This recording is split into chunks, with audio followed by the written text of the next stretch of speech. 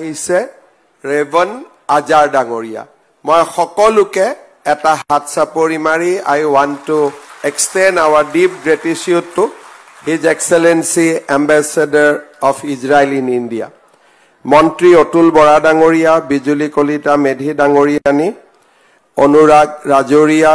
Jayashree Das Verma ডাঙৰীয়ানী mister U ৰুবিনষ্টেইন Shri Atul Bora বিধায়ক সিদ্ধাৰ্থ ভট্টাচাৰ্য বিধায়ক ডাঙৰীয়া মনোজ বৰুৱা নিপেন চন্দ্ৰ দাস ডাঙৰীয়া আৰু উপস্থিত ৰাইজ অসমৰ কৃষি খণ্ডৰ বাবে আজি এটা অতি উল্লেখযোগ্য দিন ক্ষেত্ৰীত ভাৰত ইজৰাইল কৃষি প্ৰকল্পৰ অধীনত শাক-পাচলিৰ এটা উৎকৰ্ষতা কেন্দ্ৰ স্থাপনৰ জৰিয়তে আমি ৰাজ্যৰ কৃষি খণ্ডলৈ বিশ্বমানৰ প্ৰযুক্তি কঢ়িয়াই অনাৰ দিশত এক সবল খোজ পেলাবলৈ সক্ষম হলো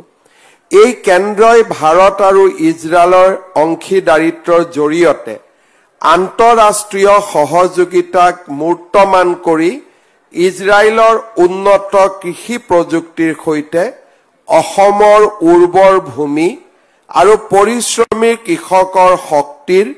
এক সংমিশ্ৰণ সৃষ্টি কৰিছে এই ঐতিহাসিক অনুষ্ঠানত আমাৰ মাজত উপস্থিত থকা ইজৰাইলৰ মহামহিম ৰাষ্ট্ৰদূত মহোদয়ক মই পবিত্ৰ